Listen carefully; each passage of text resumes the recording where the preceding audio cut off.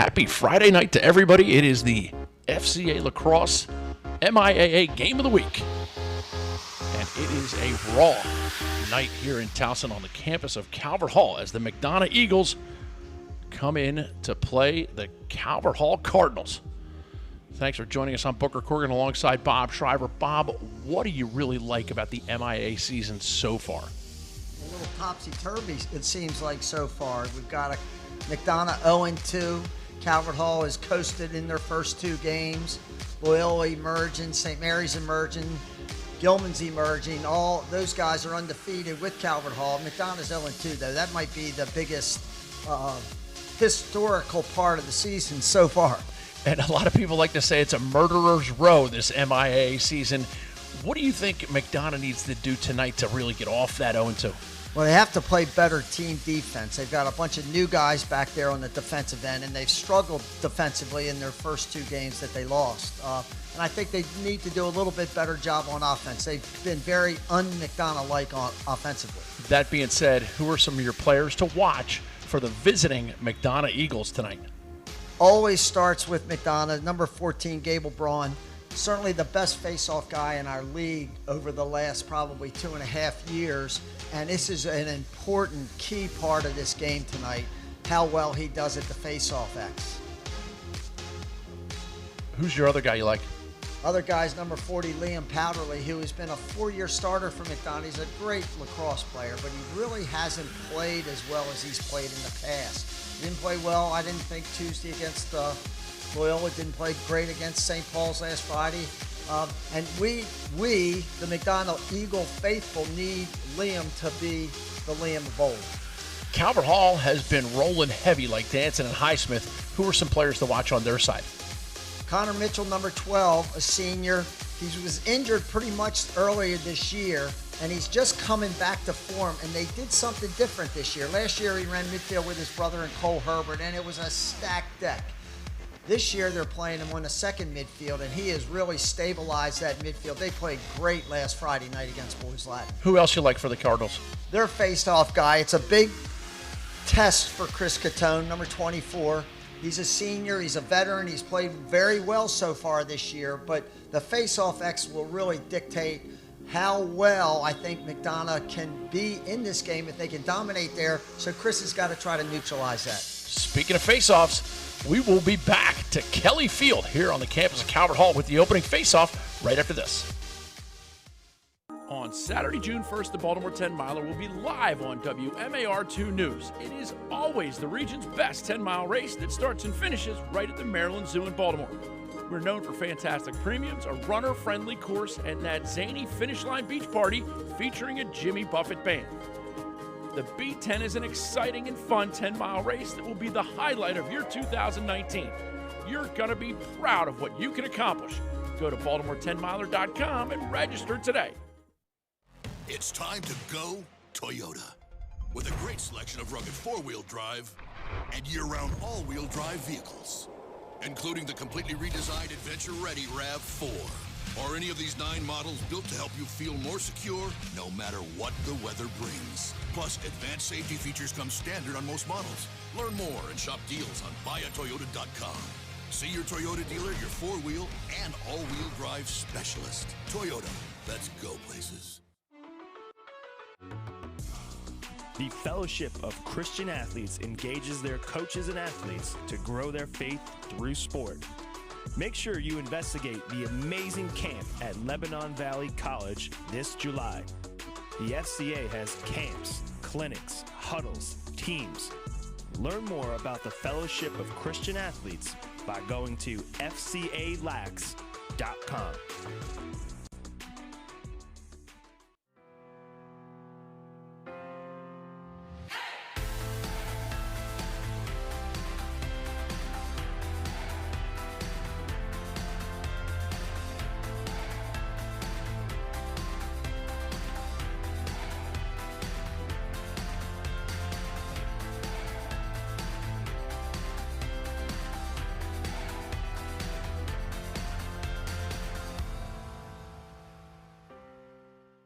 Corrigan Sports Enterprises is a full-service sports marketing and event management company.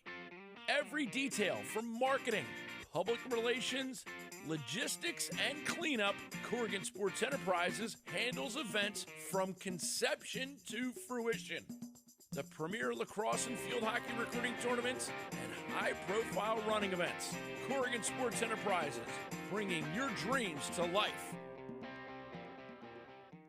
The top coaches in the nation are getting ready to select the best high school underclass lacrosse teams in the country. Can you make the cut? The Under Armour All-American Underclass Tryouts have become the premier lacrosse exposure showcase in the entire sport. Exhibit your skills to top D1, 2, and 3 coaches and compete against the top talent in your region. Push yourself. Shape your future. Rep your region. Visit UnderArmourLacrosse.com now and register. August Getz came from Germany. Bought a chewing gum company. World War II happened. No more chicken. Began making caramels filled with creams, aka bullseyes. Bright idea. Stretch a caramel cream into a stick and call it cowtails. Tails like fairy tales. Put them in cups. Became #1 selling 25-cent item. Added flavors. Started making minis. Added different pack types. Still family owned. Loved for generations by generations. GetSome.com. We have come a long way. All the amazing advancements in medicine. And while science has become better at treating people, we can't ever forget the importance of how we simply treat people. At MedStar Health, we believe it doesn't take a brain surgeon to get the best way to talk to a doctor isn't always in person. And that inside every human body lives a human being. The best of our minds, the best of our hearts. MedStar Health. It's how we treat people.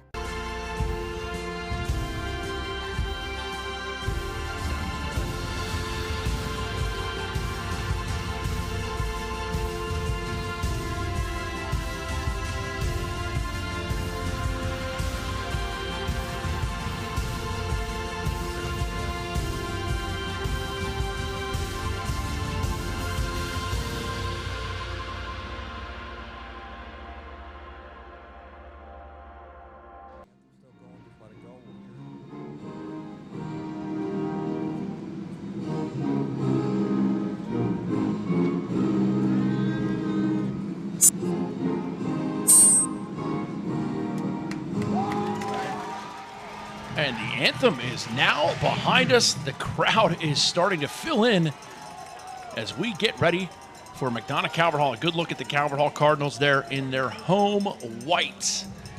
McDonogh will be in their road blacks, and they've decided to wear black numbers tonight. We'll be helping you out as much as we can with those proceedings. Bob, we talked about McDonogh being 0-2, and I want to get your thoughts on that. The third member of our broadcast team today, Inside Lacrosse, Dan Aburn. Dan, what's the vibe like down on the sidelines, my man? Well, Booker, we've got two great student sections here. The McDonogh guys have brought their drums, so they're going to be pretty loud tonight. What you guys have mentioned, that's the real storyline for this game. Two teams that are going in very opposite directions in the MIAA. Calvert Hall 2-0, and McDonogh 0-2, and really need of a big statement here tonight, especially after being ranked #1 last week.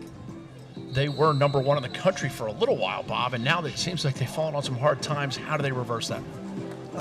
Win a game, play a little bit better than they played last Friday against St. Paul's and Tuesday against Loyola. Both St. Paul's and Loyola played very well in those games, but McDonogh didn't play as well as they had shown in the preseason, I think. And you say preseason, you mean that out-of-conference schedule. Andy Hillgardner, head coach for McDonogh Eagles. There he is, wearing the mesh back trucker hat tonight. Hilgey's all business.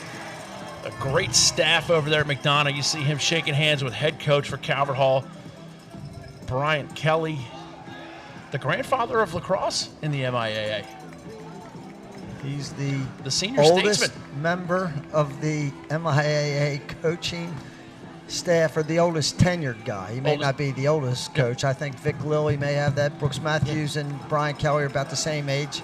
Teammates at Carolina. That's correct, yeah.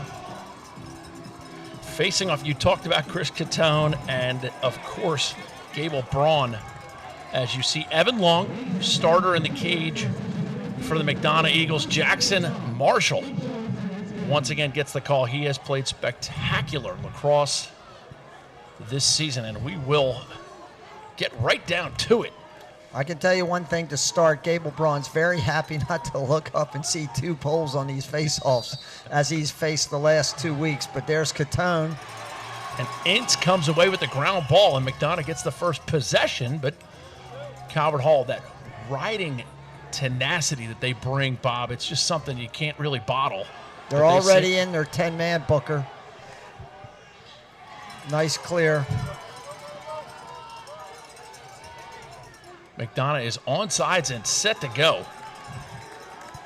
That first midfield unit for the Eagles in as Powderly plays some catch with Matty Hilgartner down starting on attack. Here's Dane Swanson.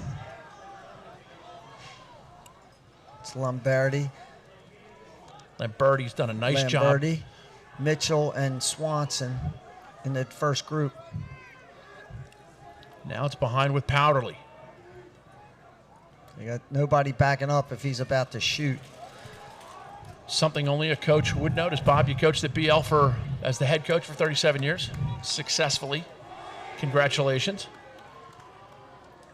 As McDonogh still looks to threaten the cage. Harrison Beatty, number 9, and now it's Swanson. Shot clock's winding down, Book. Shot just goes wide, and there you talked about the backup, Bob. You are quite the soothsayer at times. Well, I think McDonogh was just caught there a little bit. They had to shoot. The shot clock was down under 10. Swanson took that shot with about 7 seconds left. And McDonogh, you know. No backup. No backup. They weren't going to get the ball back anyhow, so they'd be better off just backing up and setting up their ride and getting their defensive personnel in the game, which they did. Or throw a hard bouncer that's on goal. First midfield unit for Calvert Hall is in as we see freshman Truett Sunderland sharing it with Daniel Kelly. Now it's up top, Cole Herbert and saucy Jack Sawyer. Back to Herbert. Herbert left-handed up top. Now it's back to Sawyer. Kelly, feet moving. Evan Long gobbles it. Long just gets out of the box on that 4-second count. Don't hit the rewind button and capture it as Matthew Shields breaks over. Now gets it to Riley Mitchell. Ball goes on the ground, gathered nicely by Powderly. I tell you, Bob, we had the luxury of going to that Under Armour underclass tournament, and Liam Powderly certainly showed his stuff for that team, as did young Daniel Kelly. Some stars all over the field for that Baltimore Under Armour underclass team. Well, something to watch during the course of any time Calvert Hall's on the field is how effective their ride is. McDonogh so far is successful in their 2 clearing attempts. It's a good start for them. Riley Mitchell gets it to Dane Swanson. Swanson shot just wide. Swanson waited a little bit on Tuesday, Booker, before he started uncorking some of his absolute cannons. Right away, he's taken 2 shots early in this game. Shot goes wide, and that is backed up again. The McDonogh attackmen seem to be focused on getting above the cage, although that's not my decision to make, as we see Jackson Bonnet's number 11 for McDonogh, the long stick midi, or the defenseman who can play all over the field. He just happens to be playing long stick midi tonight because Calvert Hall does have some stars. I'm not sure who he was throwing that to, but essentially to no one. There was a guy open in lane 5 of the track. He hit him. Lucas Michelson, excuse me, I apologize. Lucas is 41 on the McDonogh team. And here's Evan Long. Now McDonogh again. Calvert Hall on their 10-man ride. Nice pass, nice catch. Credit Scotty Cole, number 2, with coming across and getting it. And here's Matt Hilgartner. 3 for 3, the Eagles are clearing the ball. And at what point does Calvert Hall goes out of the 10-man ride if they're giving up that success? Well, they're not really giving up any breaks or any successful attempts at the goal. They're successful in their 10-man ride because it takes McDonogh a little work to clear the ball. Then they can just get back in and check up, which is what they've done so far. Pass back up. It's behind, and now we get one picked off. Nice play by Luke Gagoltla. I think he dropped that off behind his back. Nothing wrong with that.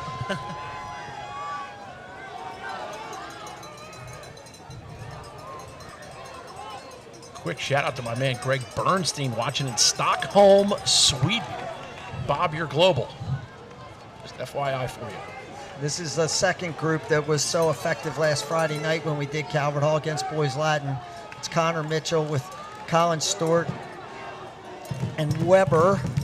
Weber had a great goal against First Boys name Latin. Josh. He had this midfield scored 5 goals in that game last Friday night. Weber had 2, Stewart had 2, and Mitchell had 1. Weber driving against Ince, gets a step, comes back righty, shot wide. Sunderland with the backup. Weber has got some great feet. He gets the spots just with speed dodges. Calvert Hall running a little 1-4-1 from behind Mumba. A little inverted for those of you that are used to it from coming up top. And it's back in the stick of Josh Weber.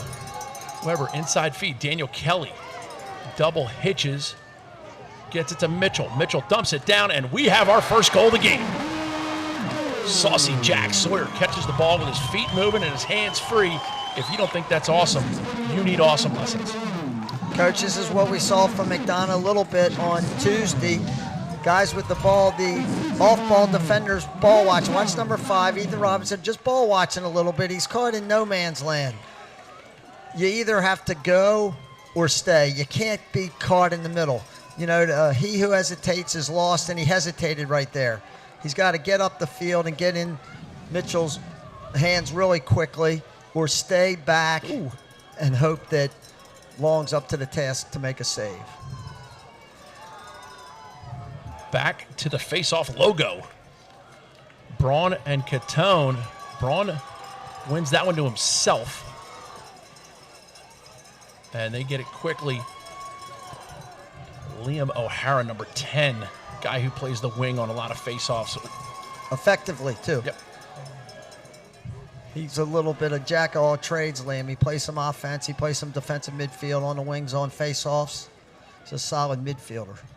McDonogh comes back with their first midfield unit. Swanson, Lamberti, and Mitchell. This is Mitchell, and he's getting all he can handle from number 26, Kai Sasaki. Dane Swanson, big number 1, sweeps across the top, shot wide.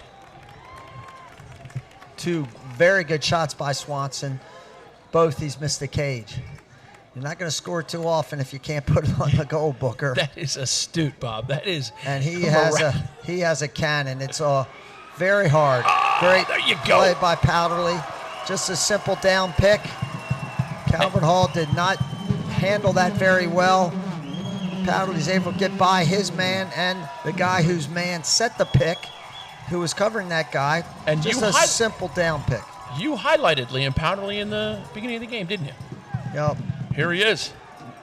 Bad defense all around by Calvert Hall in that play, not unlike the bad defense McDonogh had when they gave up their first goal.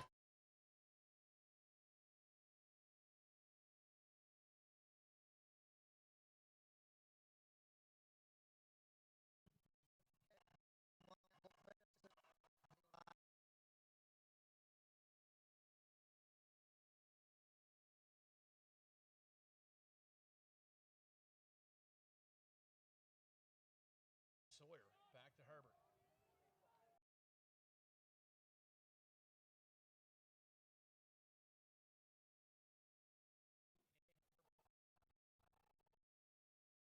Herbert, left-handed, up top. Now Evan.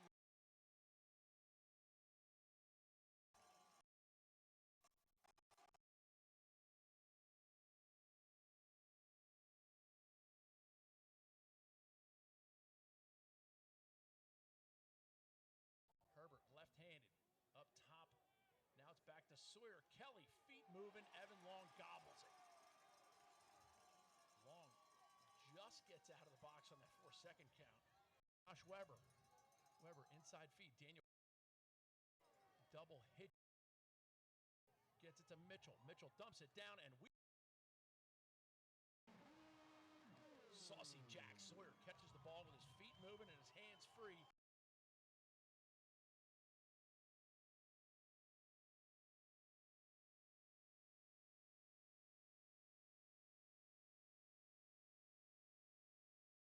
That is astute, Bob. That is.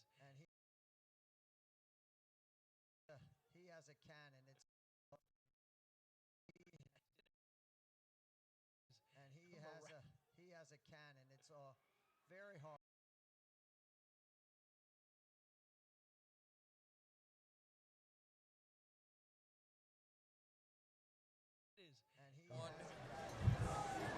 Go, guys. And we are back.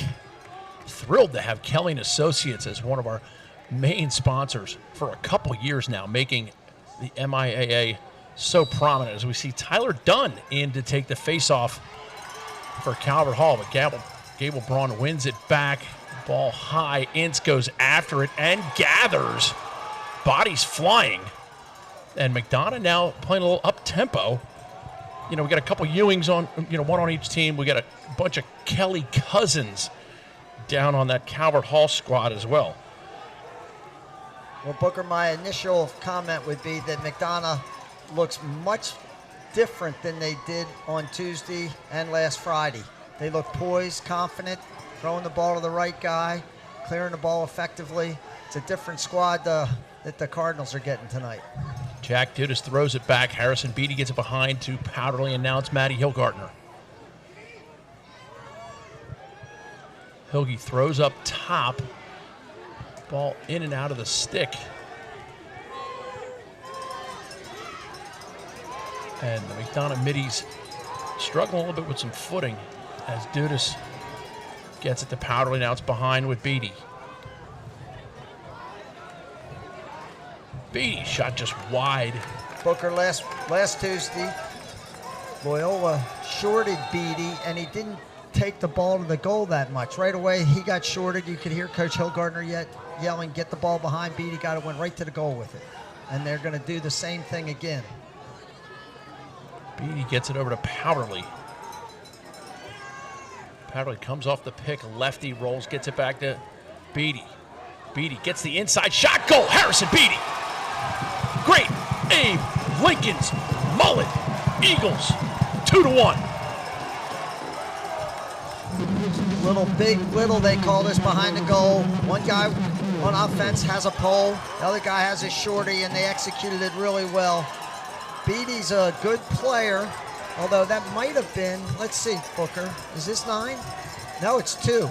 Excuse me, they inverted Scott Cole. That wasn't Beatty. That's where we have difficulty seeing those jerseys that McDonogh wears a little bit.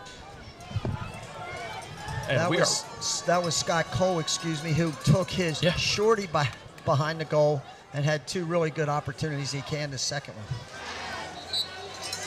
My apologies to the entire Cole family.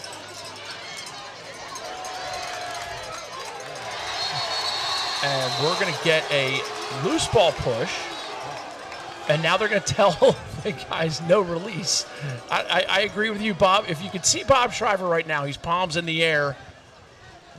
No release. Somebody had possession of the ball for 10 steps. Everybody on both sides could have been out of the box. I know it's not that big a deal because Calvert Hall would have cleared the ball. Yeah, but and if anything, they were going to give him a 30-second foul. So here they've just kind of washed it out and said, you know what, let's just go play. This is a great matchup. 2 quality players. They know each other well. Coach Hilgartner's son, number 20, Scotty Hilgartner, just a sophomore. And look, they got a penalty called.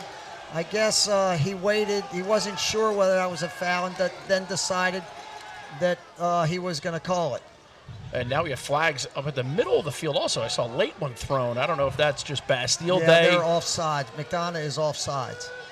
So they're going to have 2-man disadvantage if Calvert Hall doesn't score on this possession. If they score, they'll put the slash guy in the box. Cole Herbert gets a little shoved. Is that Ince? He's some athlete, and it's number 15 for McDonogh. Now it's Daniel Kelly left side up top to Herbert. Cole Herbert throws it down, it bounces, and we will now learn of the fouls with 2:57 to go first half. McDonogh up 2-1, and I'm not surprised, Bobby. This is a great McDonogh team. They just happen to have had some hard times early in the year.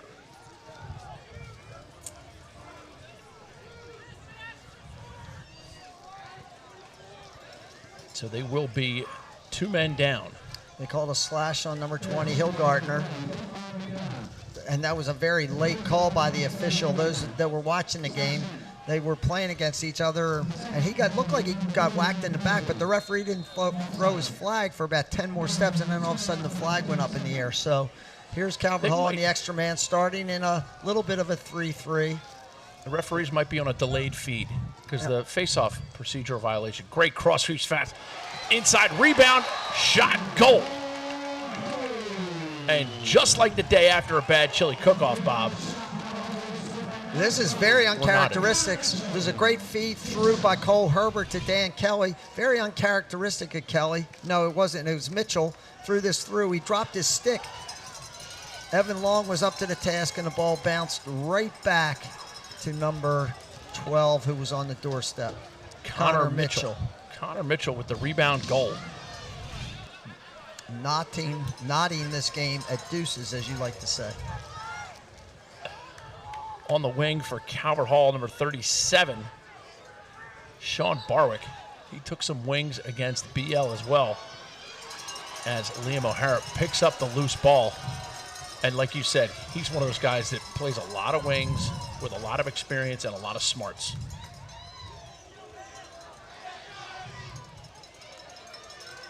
Well, let's see if Coach Hillgardner doesn't try to employ a little bit of this invert that he did with that other midfield when he took Cole behind the goal, taking a shorty back there.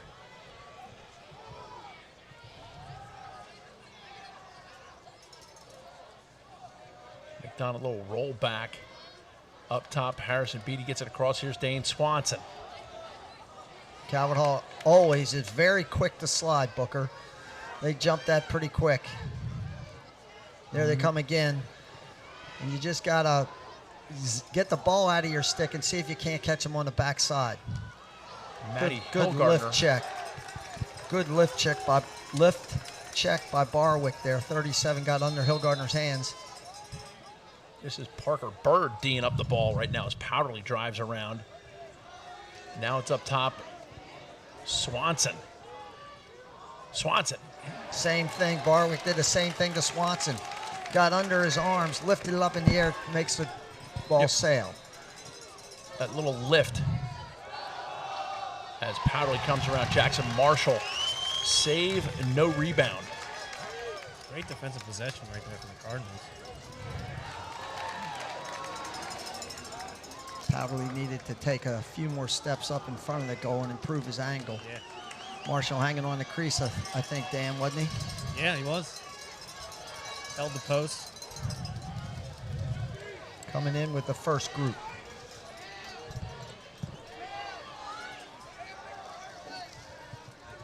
Mitchell playing some pass up top with Cole Herbert. Herbert left-handed back to Mitchell. Inside, feed, shot, goal. That is offense. That's why they call it execution. Great feed by Daniel Kelly. To Ethan Long. Really nice offense, Booker. Good, solid ball movement. Bing, bang, bang. Watch Ethan Long just step to the ball in the crease. The guy on the crease has to make sure he's between his man and the ball, and you see he's trailing behind him. Long's moving properly to the ball, gets his hands free. Very nice goal. Ethan Long scoring on Evan Long. No relation. Other than being both great lacrosse players. 43 seconds remaining. First quarter. 3-2 now, Calvert Hall. McDonogh led 2-1.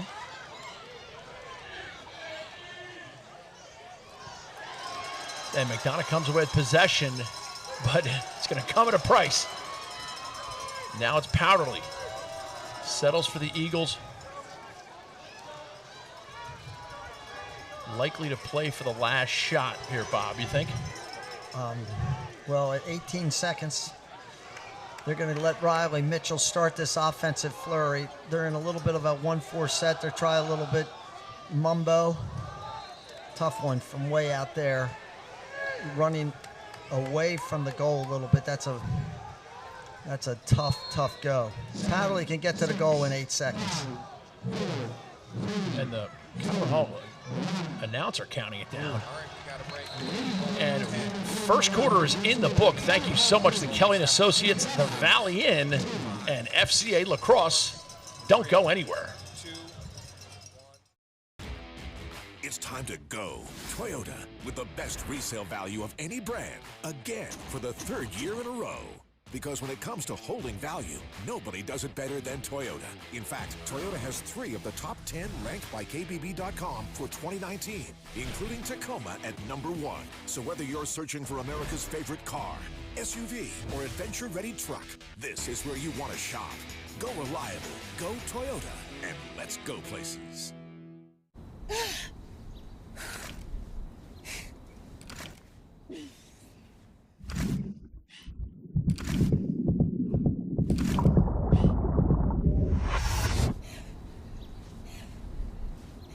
We have come a long way. All the amazing advancements in medicine. And while science has become better at treating people, we can't ever forget the importance of how we simply treat people. At MedStar Health, we believe it doesn't take a brain surgeon to get the best way to talk to a doctor isn't always in person. And that inside every human body lives a human being. The best of our minds, the best of our hearts. MedStar Health. It's how we treat people. Corrigan Sports Enterprises is a full-service sports marketing and event management company. Every detail from marketing, public relations, logistics, and cleanup, Corrigan Sports Enterprises handles events from conception to fruition. The premier lacrosse and field hockey recruiting tournaments and high-profile running events. Corrigan Sports Enterprises, bringing your dreams to life.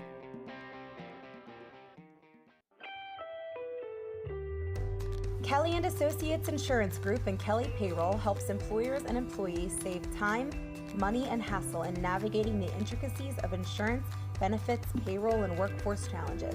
Kelly & Associates Insurance Group and Kelly Payroll is pleased to support CSE TV and the Game of the Week. Visit kellyway.com to put their people, technology, and services to work for you.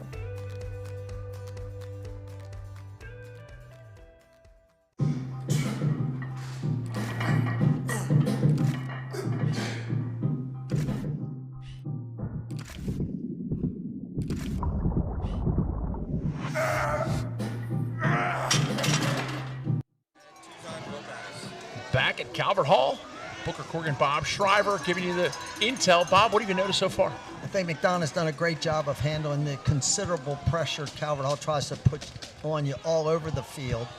That being said, that kind of pressure wears you out as the game moves on, and see if that transpires with this one, because Calvert Hall will run plenty of people at you. So far, I would also say Calvert Hall's done a really good job at the face-off X, neutralizing Braun a little bit. That time they got possession of the ball because of some sort of an infraction. A procedural violation. Yeah. There's a hold on Braun, it sounds like. Thank you, Dan. The third voice you're hearing, Dan Aburn from Inside Lacrosse.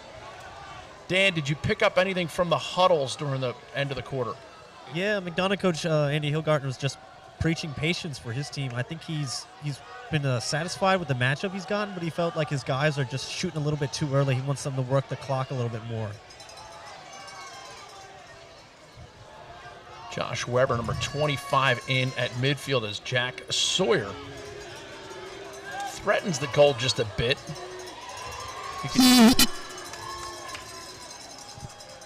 And now it's up top with Mitchell. Mitchell, left-hand free shot, goal. 4-2, Hall. This is a great matchup. Bonnets is a skilled athlete playing long pole for McDonogh against Connor Mitchell, who we talked about at the pregame. Mitchell just gets his big, strong left hand free. Bonnets is guilty there. You see he went behind him. Watch this check. Bonnets tries to go behind him and check over his head. He'd been better off getting up under his hands. Mitchell got his stick free. And you talked about the lift by the Calvert Hall defenseman on a couple McDonogh shots. Is that an instance where we could have seen a lift by a McDonogh defenseman? Yeah, that would have been the only thing he could have done. Once he goes over his head and Mitchell pulls his stick, what can he do? He's not on his arms at all, and Mitchell got his whole body behind that shot on the run, and he's a big, strong kid. Number 28 for McDonogh, Johnny Cool. Braun In on the wing. Braun's a little frustrated. He doesn't go too often where he has to fight for face-offs on a consistent basis. Calvert Hall coaching. Second violation as well. Calvert Hall coaching staff making a change at the face-off logo. Dan, are you picking up anything else about the face-offs down in between the boxes? No, well, I just know that Calvert Hall definitely wants to make it a scrap and not let Gable Braun get clean breaks at the cage, which he's kind of known to do. Mitchell, shot, goal! We see one Mitchell going left, and then we see his brother, twin, I might add, Grant, going right-handed, and they're both showing all their considerable skills, which starts with their size and their speed, and they've improved tremendously since they came on the scene as sophomores, moving to Baltimore from Georgia. They're just showing the considerable talent. And we're also seeing, in that case, Booker, Connor's running second midfield. Grant runs first midfield. Last year they ran on the same midfield together. In a way, they're wasting each other. And Coach Kelly's done a great job splitting them, and we're seeing the benefit of that. Diversify your funds. Yeah. Just like your retirement.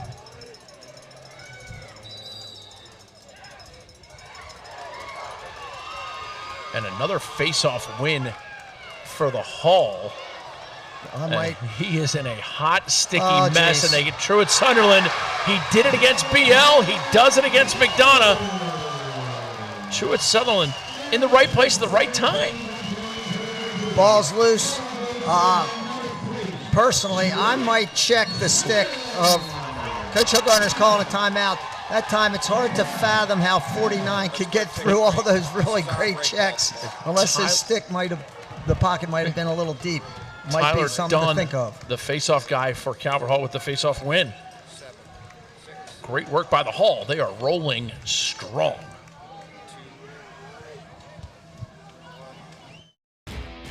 It's time to go Toyota with the best resale value of any brand, again for the third year in a row.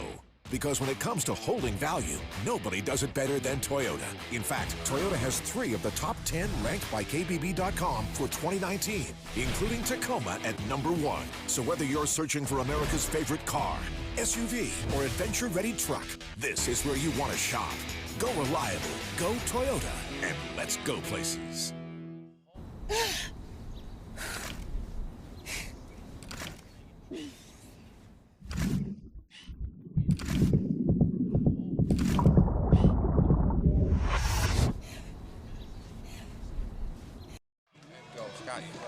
Thrilled to be alongside Bob Shriver, Booker Corrigan bringing you the call. Bob, we talked about pressure. How has it changed the momentum of this game? Came out in the second quarter, we had talked how well McDonogh had done handling the pressure, and they've really done okay handling the pressure, but they've lost 3 straight face-offs to start the quarter, 2 violations, and all of a sudden in a minute and 43 seconds, Calvert Hall's put 3 spot on the board. Very hard to overcome 3 goals that quickly. McDonogh's got to slowly, methodically try to inch back into this thing. Coach Hilgartner from McDonogh used the timeout right there. A great timeout by him just to let his guys kind of rest, relax, and know they're still in this. And that is going to be Calvert Hall possession. Well, Tyler Dunn is doing a great job at the face-off X for Calvert Hall. You know, sometimes these face-offs come down to nothing more than matchups, and it seems that Dunn matches up pretty well with Braun. Oh, Calvert Hall is onside late in the clock, and now they get it turned over. Nice play by McDonogh. Shot goes wide, and that's going to be McDonogh ball. Quick restart here. See if McDonogh can get something cooking as they trail 6-2. Hilgartner pulls it out, and it's Dane Swanson along with Lamberti. Swanson against a shorty. Swanson! He likes that. He very rarely looks up and has a shorty covering him. That time he has one of Calvert Hall's best athletes, Cole Herbert, covering him, and he just muscled his way past him. He didn't have a great angle on that, but he does have a tremendously hard shot, and it's hard to pick up because he's so tall. And Bob, let's look here. He shoots this sidearm, if I'm not mistaken. hard to pick up if you're a goalie. It's like almost like a defender because he's so big. I think Swanson goes about 6'4". I mentioned that he did receive Dane Swanson, number 1 for the McDonogh Eagles, with the goal. I mentioned he shot that sidearm. I couldn't pick on the microphone that we have outside. Did any parents yell shoot overhand when it goes in? Is that common occurrence? Again, Calvert Hall doing their best to neutralize a guy you highlighted in the open, Gable Braun, and they certainly have done that. Nice ground ball by Facetta. And Calvert Hall responds with their first midfield unit. And they came back with Catone facing off, so this two-headed monster facing off for Calvert Hall's having great success. Mitchell to Herbert. They're playing a little zone.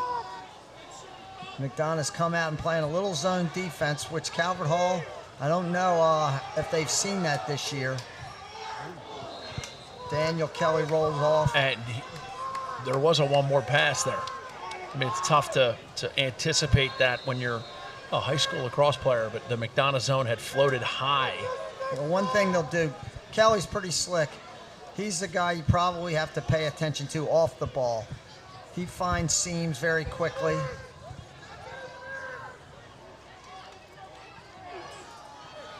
Shot goes wide. A pinball high in the air, and Sawyer collects. A little fake Sunderland shot off the foot of Long. But Calvert Hall comes away with the rebound. Sawyer hitch move, dives on the inside, and that's a flag. Absolutely. He dove to the goal mouth as the rule states. And as you saw that, how can you detail it for our viewers? Well, look at the goalie, for one. The reason this rule's in effect is the goalie's limping around a little bit. You cannot dive to the goal mouth. If he dives to the goal and he goes behind the goal with the dive or to the top of the crease with the dive, it's okay. That time he goes directly across. Even if this ball had gone in, he'd have gotten this 1-minute penalty. Watch. He dives. He's going straight at the goalie. That's the rules in play to protect the goalie, and you can see the goalie came out of there limping a little bit. Calvert Hall's down a man. Sorry, Dan. No, I was just about to say, I always think it's really interesting with this dive rule that the call is unsportsmanlike penalty because you are endangering the goalie. Is it a non-releasable, Dan, did they call? I did not hear what they said. He was too busy chatting with us, Bob. Yeah. McDonogh on the man advantage. They're in a 2-3-1. And the McDonogh has a variety of things they do on extra man. This is just a seal and slip, and they bounce back into a little 2-3-1 into a 3-3. Rotating. They're very skilled on man up. They have Watch these lefties. Hillgardner's going into the crease. Ball bobbled. They still have a full 22 seconds with which to operate. Hillgardner bounces it down. Now it's up top with Swanson. He can't scoop it momentarily, and Calvert Hall comes away with it. Nice ground ball pickup by Jake Snyder, one of the captains for Coach Kelly. And here's a little ride by the McDonogh Eagles. McDonogh giving Calvert Hall a little of what they like to do to teams, and that's ride like crazy. Good ride. Calvert Hall was down a man. The penalty has expired, but as we like to say, Bob, penalty's not over until the puck's out of the zone. Hillgardner shot, flips it back, and we now, Riley Mitchell. And Bob, how would you describe the pass by Hillgardner where he backhanded it? Great play by Hillgardner. Herbert covering him again. This is Herbert. And they slide. They don't have to slide there. Hillgardner's going behind the goal. There's no reason to slide there. He slides. Hillgardner sees a guy coming. He knows he's got somebody back here. And Booker, one thing we've seen so far tonight, all 4 high shots McDonough's put on cage have gone in. On cage. On cage. It's really, as you said earlier, it's hard for them to score if they don't shoot it on goal. So I don't know whether Marshall's having a little trouble seeing the ball in the lights, but the high shots have given him a little trouble. That's a penalty, I think. That's his 3rd violation, according to Dan. They're pre-whistle. I think one of them was a post-whistle hold. I think you're correct, Booker. Thank you, Dan. So that therefore was the second violation. Is that it, Dan? Yep, that would be a second violation. One more, and he'll be in the penalty box for 30 seconds. One more this half, and there's still a full 6:25 remaining. Back in the zone, McDonogh is. They got a penalty playing zone last time when Sawyer got underneath the zone. Nice little lift there by the McDonogh defender. As we see Calvert Hall's Colin Stewart.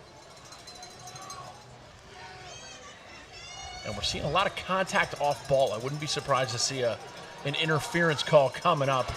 Long goes up and gets that one. Slamming the door on him.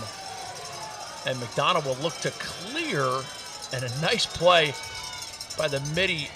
And a great collection by Harrison Beatty. And now it's Powderly. The zone was very effective there. No angle shot. Ethan Long gobbled that one up pretty quickly.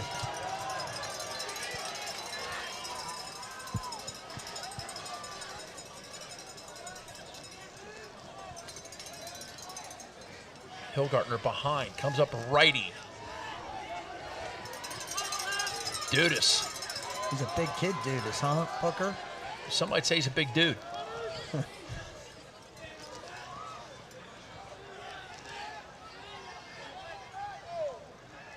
See how quickly Calvert Hall slid there. If he gets a ball out of his stick a little quicker, they might have been able to get something.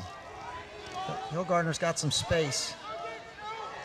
Rolls back, a swim move, and the ball out of his stick. Credit the Calvert Hall defender with a nice check. Now we got bodies flying all over, getting an interference call. Free clear. And that is a free clear for the McDonogh Eagles.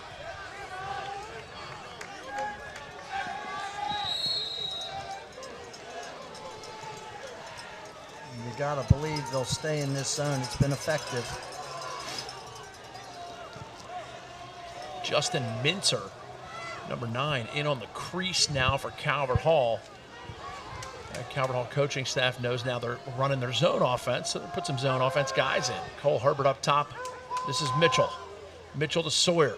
Sawyer pump fakes to Herbert. And now it's Daniel Kelly on the wing. Sawyer behind. Herbert wants it. Mitchell gets it. Oh! Somebody dial up Mitchell and Uber, because he is headed downtown.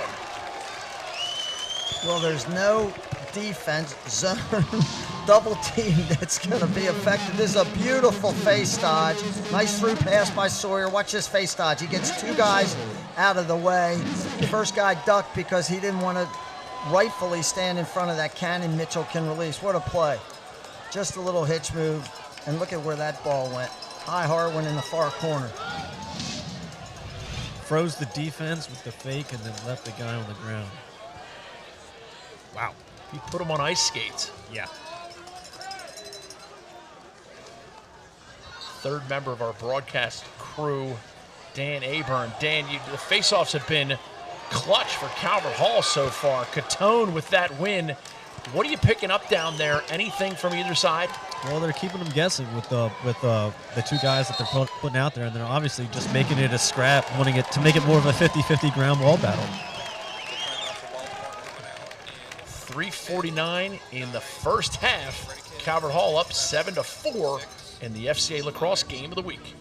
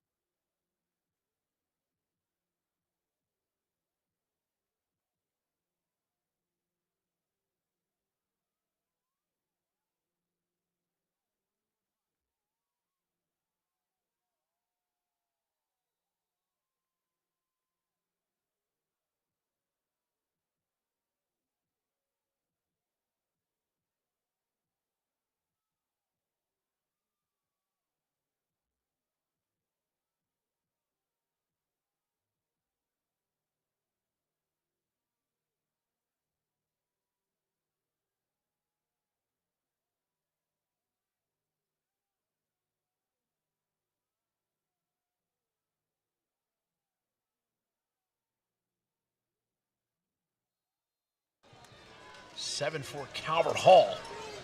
A lot of hype in the huddle by number 16, Aiden Fritz, for the Calvert Hall Cardinals. Great young man who brings a lot of pep and a lot of energy when he gets out there. Inside feed shot, dunk you very much. And we're going to wait and see. It's a crease violation. There will be no dunking. That was Kelly, as is wont to do, very good without the ball. And there's the ride being effective. Nice play by Josh Weber. We've talked about his speed. He uses it evidently on the ride too, huh, Bob? Yeah, I don't think this midfield's quite as good on this against his zone as that first group. They're still effective. Kelly is the guy to watch. They're in a 1-4. Kelly's going to roll off at some point in time. Here's Weber. Gets a little bit of a step, but again, it's against the zone if you don't distort it. That time, excuse me, Booker, that time Sawyer rolled off, stepped up high. Kelly rolled off behind on the goal line extended, and they had a good opportunity with Mitchell on the left-handed wing. Calvert Hall moves the ball really well. They really do. And does that work against the zone defense for McDonogh? Not too much, you know, as long as they're maintaining their spot. What any zone offense typically wants to do, I think, is they want to get somebody moving off their spot.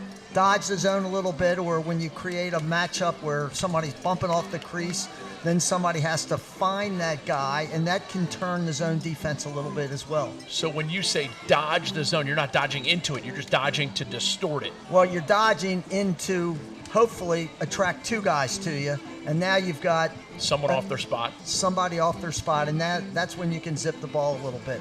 But Calvert Hall's very good at jumping people off the zone, out of the inside, and moving the ball extremely quickly, and that has the same effect.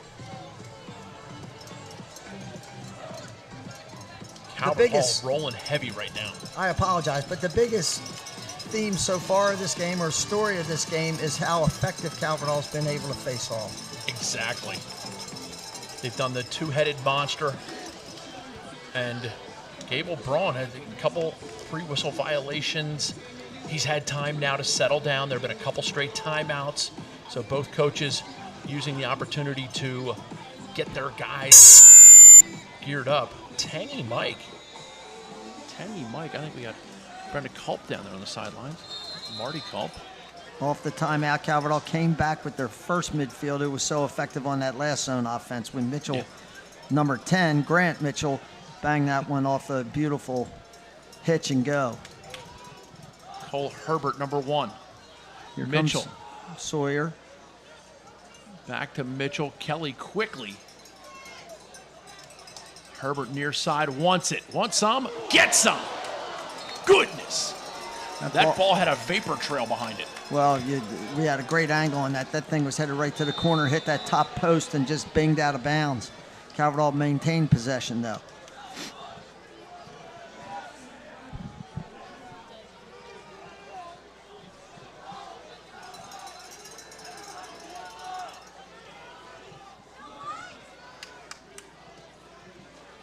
Calvert Hall very patient, very deliberate in their 1-4-1, looking to hit the insides at any moment, yet keeping it on the outside.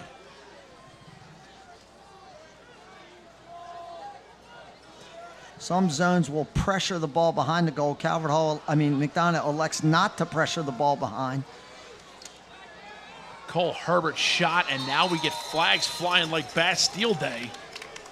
And we're going to get an interference call, it looks like.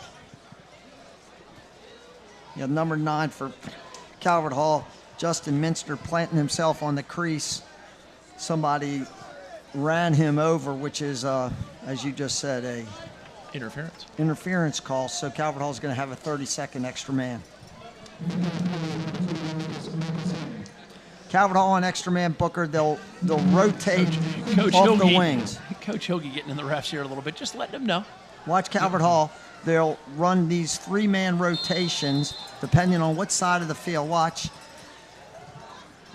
So they're going to bring it back. Watch, Kelly will roll off the crease left-handed. Little fake now flip. they're trying a little McDonogh against McDonogh. These fake Double flip. fake flip. Cole Herbert still has it. Sunderland, Sawyer cutting. Kelly pushes it up top. Here's Herbert. Now they're rolling a little bit. Sunderland, just a freshman. Penalty killed. Sawyer finishes. McDonogh was on that. Kelly got that ball across the crease, through the goalie and this defenseman, and a great pickup by Sawyer on this backside. Watch this. Goalie could get this because Kelly's throwing this ball from behind the goal. Long just reached out and missed it, and he wasn't able to get back and recover in time to make this save. That was Connor Mitchell that threw that feed. A great collection of the low pass by Saucy Jack Sawyer. And Bob, you talked about how precise Calvert Hall's passing is. You can really see it when they're running zone offense and when they're running man-up offense. Coach Kelly's going to call a timeout, I think. Yep, he had one in his pocket. 59 seconds left. See if they can add another one to their 4-goal lead. Big shout out to former goalie from Belmont Abbey, Brett Lawless, as we head to break. Great action tonight.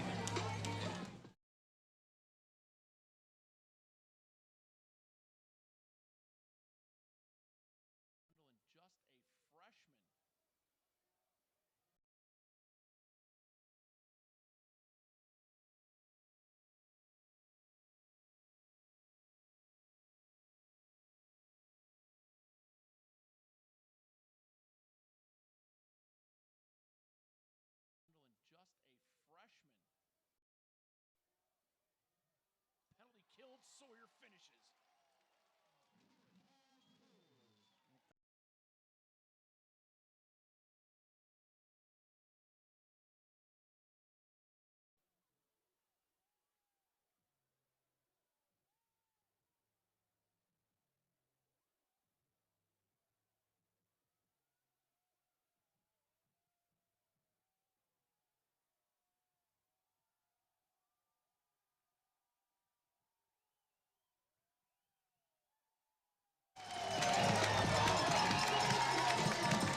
Calvert Hall coming out of the timeout, 8-4 lead.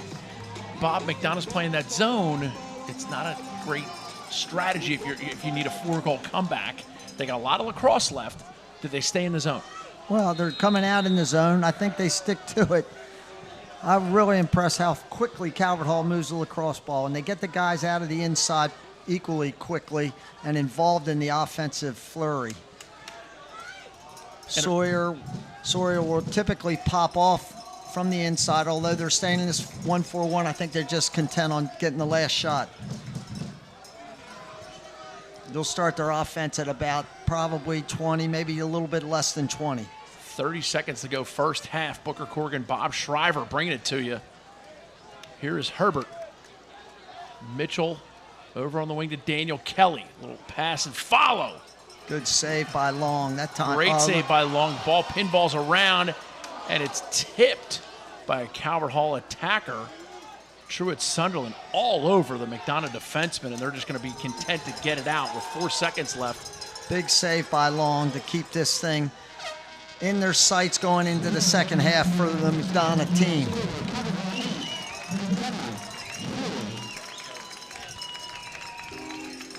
We will have a quick catch-up with Brian Kelly from Calvert Hall as they lead 8-4 before we go into the halftime.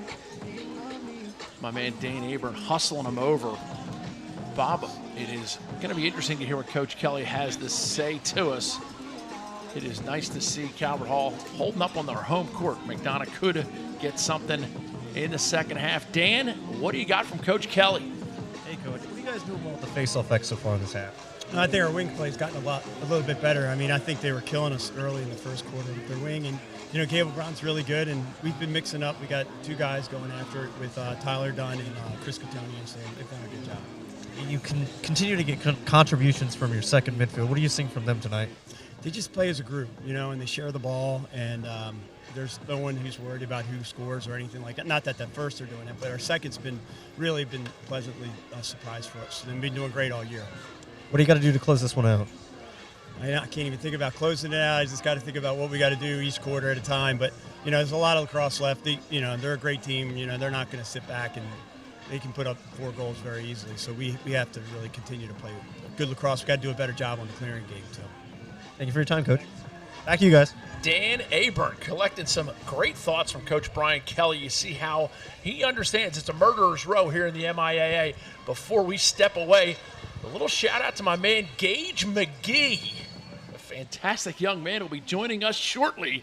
It is halftime here on the FCA Lacrosse Game of the Week.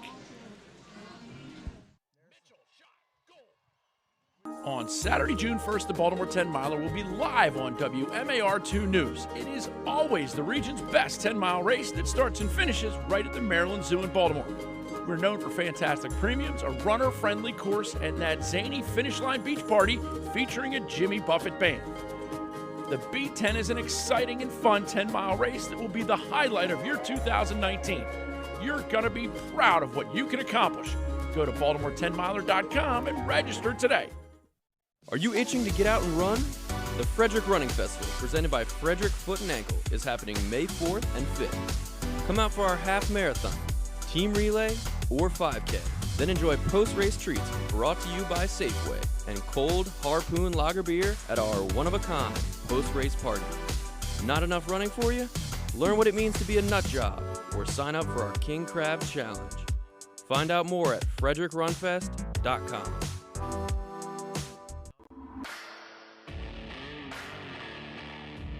Represent for Rough Rider Nation. The Rough Riders have been on top of the game since 2007. Rough Rider alums continue to shine and won national championships at all levels. Rough Rider teams dominate the countryside in Maryland, Pennsylvania, and now Virginia. Check us out online at roughriderlacrosse.com. It's time to ride or die. 1, 2, 3, ride! Yo, Sean. Yeah, on Saturday, June 1st, the Baltimore 10-miler will be live on WMAR2 News. Halftime, 6:35 to go. Bob, first half is now in the books, 8-4. It was the ebbs and flows. McDonogh was up 2-1. Then Calvert Hall laid it on him, got up 6-2. Then McDonogh came creeping back a little bit. They were spooking around on the inside. Calvert Hall distanced themselves a little bit. We're going to have a chance to look over some highlights. This is an absolutely fantastic night for lacrosse. Take us through them. First goal, great ball movement. Actually, it's a first big save by Evan Long. Down the street to Towson University. This is Kelly. Good ball movement.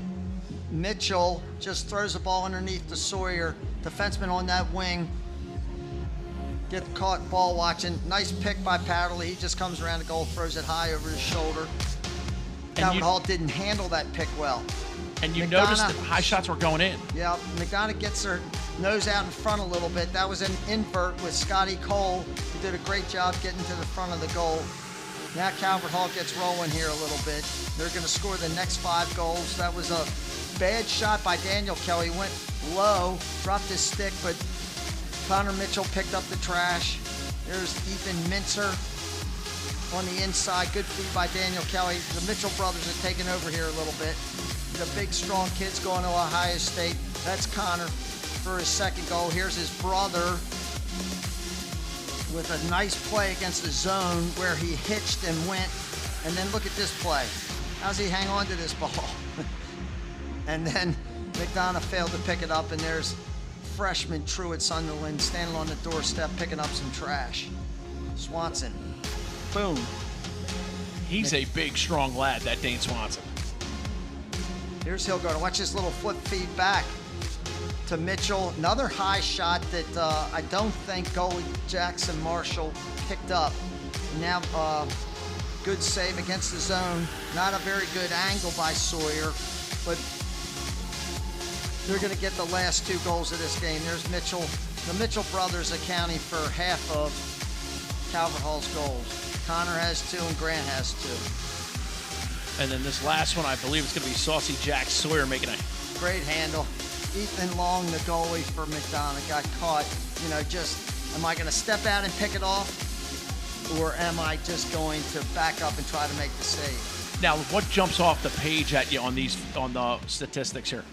McDonogh rarely loses a face-off battle. Right now they're down, losing the battle 7-6, which is a huge part of this game. At the outset, we were talking about how important the face-offs were, and sure enough, Calvert Hall is handling their end of the deal, and Gable Braun is not having a typical game for him. Interesting to see Calvert Hall taking that face-off battle. They also have more assisted goals, and that's something that might come into play as we see teams trying to get to that team offense. That might be more a product of the fact that McDonogh's been playing zone for the last 7 or 8 minutes, and you're going to tend to feed the ball a little bit more, I think, against the zone defense. We will step away momentarily. The second half promises to be a thriller. McDonogh down 8-4, but they are ready to prove they were ranked number 1 for a reason.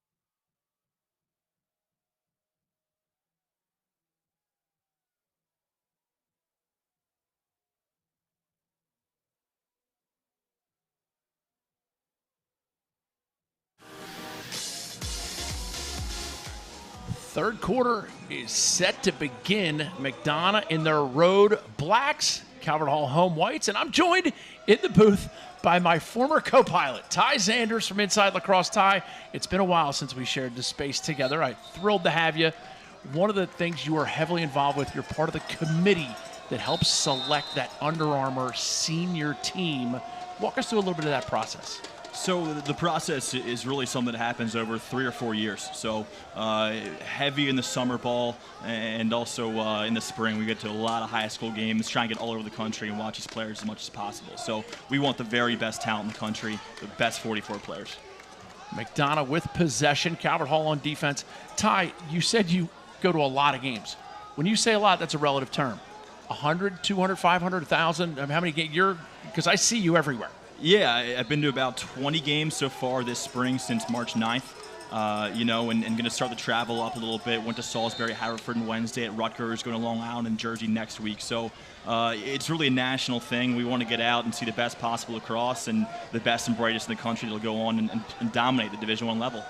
You talk about the best possible lacrosse. We got Calvert Hall, who is easily one of the top teams in the country. McDonogh, who held the #1 spot before they got tripped up a couple times. This is a tough league as Powderly comes around, had his defenseman hung up, and Calvert Hall comes in with the loose ball. Ty, the first wave has come out. How much work went into the process, and how many club games versus high school games versus last year high school games went into those selections? So we try and balance that all out. And again, it really is not just your senior year. We don't want a one-year wonder. We want to watch these players that have been fantastic for the last 3 or 4 years. And again, combined with the players that will go on to project the best in D1. And also another component of that is that Under Armour underclass tournament and the tryout. I know that you attend as many of those tryouts as you possibly can. How important is that Under Armour underclass event as a showcase? I would be lying if I said that this wasn't a hugely influential, part of the process, because there's no better measuring stick in the country. For the most part, I feel like the lion's share of the top 100 players all play at that event, and that really is a strong component of the process, because if you're dominating that event, it speaks volumes about how talented you are, and usually the best players from that event will go on and be in that Under Armour game as a senior. You see Calvert Hall with the pass picked off by goaltender Jackson Marshall, and now they will go on offense. I'm joined in the booth by Ty Zanders. Ty, we talked about the first wave, the second wave, and then we have 4 waves that come out. How nervous did you start getting when they're announced? How excited? Is it nerves or excitement? It's more so just when it's all finished, the relief, the feeling of relief that you feel. I mean, this class, honestly, in the 10 years I've been, at Inside Lacrosse and Recruiting Rundown, my former company, this is probably the most difficult it's ever been, because this class, it's very deep at certain positions. So it's been tough, and that's why I try to get out as many games as possible, and again, get to as much club ball as we possibly can, and call these college coaches, because we really, rely on those guys to have an opinion, because, they're watching a ton of lacrosse as well. Great save by Evan Long. Outlet pass to space as the ball skitters around. Parker Bird battling for it as McDonogh gets in to try and make something happen. Nice ground ball pick up, and now Maddie Hilgartner will gather for the Eagles. Ty, you mentioned that this year was tough. I want to let you know something. As a 53-year-old man, I can tell you it's not going to get any easier. With the explosion of the game, the first wave had kids from all over the country. I think we had 10 states, and that was something that we didn't really think about during the process, but you look at the list when it's out and you said, wow, it's pretty impressive just how many states are represented. I mean, you have kids from Texas, California, Missouri, just all over the country, and just the way that the game has evolved and exploded all over has been incredible. Oh, what a save by Jackson Marshall. Goodness. That is something. We got to rewind that for you, folks, because it was a great dodge to the inside, and then he went low to low. Look at the replay here. Riley Mitchell, no dice. How he makes that? And McDonogh trying to scratch their way back in. 8 minutes left here in the third quarter. Ty, thanks for the time. Thanks for the explanation, the detail, because I know a lot of our viewers are so riveted on that senior thing, but it's a national team, so don't feel like because your kid's one of the best players in the MIAA, he's not guaranteed to make it, right? Exactly. I mean, the best lacrosse is played right here, right now in this league, but again, it's really just national, including, I mean, you throw in Canada as well. We've got some Canucks in there, so it's pretty incredible. Thank you so much for your time. Ty Zanders of Inside Lacrosse stopping by the booth. Thanks so much. Thrilled to have you. Thank you. Always good to have Ty back in the booth. We started a long time ago on a cold night like tonight. Yes, we did. Feels like yesterday. Sharing a microphone and Matty Cruz over our shoulder. And we will get Bob Schreiber back in as McDonogh again. Offensive possession, but no luck. They fail to cash it in. Jackson Marshall. And it's very McDonogh-like, quite honestly. They're usually very efficient. And I might also add, while I was off the air watching this game, McDonogh had 4 shots in a row. They shot low on Marshall. He saved them all. The junior headed to Maryland, made 4 very nice saves. He struggled with the high ones, but he's been on the money on those low shots to start this quarter. You know what they say about his low saves tonight, Bob? Straight cash, homie. McDonogh looks like they're staying in the zone for right now.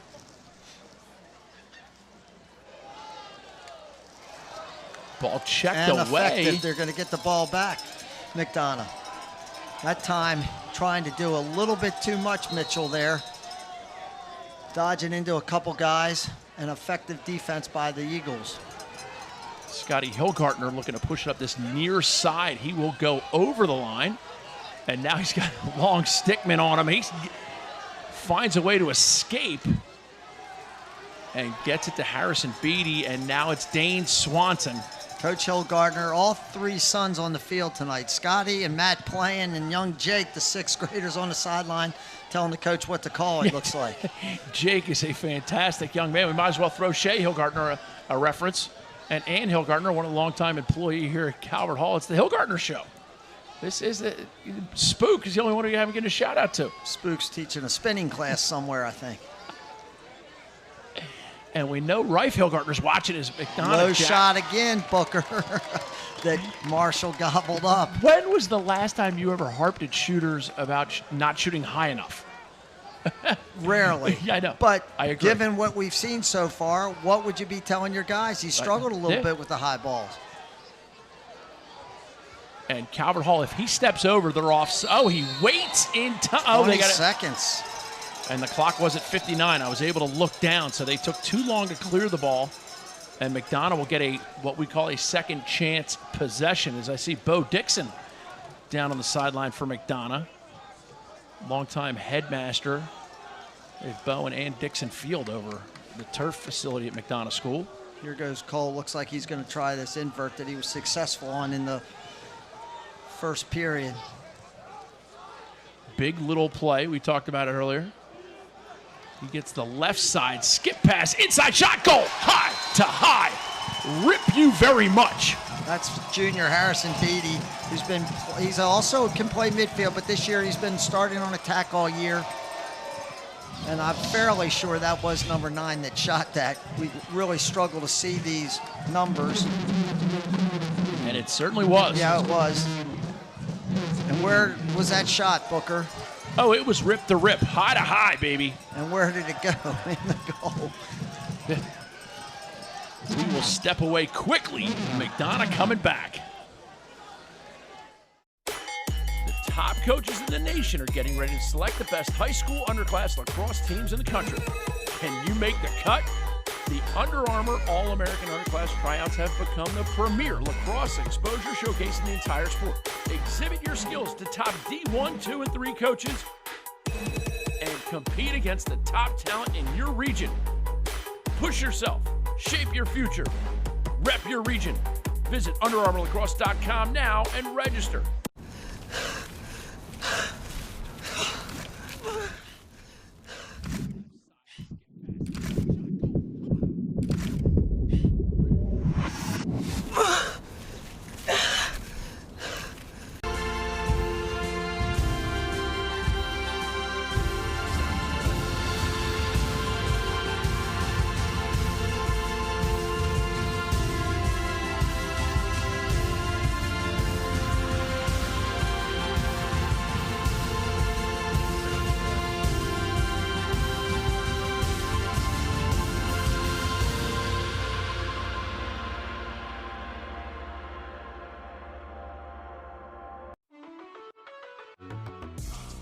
The Fellowship of Christian Athletes engages their coaches and athletes to grow their faith through sport.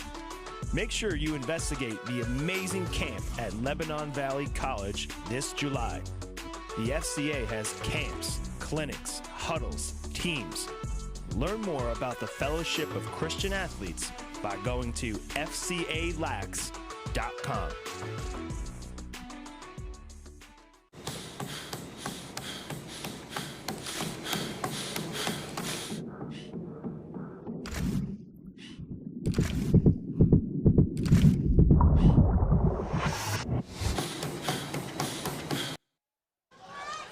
Facing off, Bob, what do you like about the action you've seen at the face-off die? What I like that I've never seen McDonogh do since Gable Braun entered school as a 9th grader already recruited to North Carolina is I've never seen him put 2 poles on the wing. And on this face-off, they got 2 poles on the wing. First time I've ever seen McDonogh do it in the 2.5+ years Braun's been facing off for him. Braun just a junior, but his impact on the league has been substantial in those 2.5 years. McDonogh. And this quarter, Booker, has been basically all about McDonogh. Marshall's made some really good saves down in the goal for Calvert Hall this quarter. On offense, Calvert Hall really hadn't had many good opportunities, if any.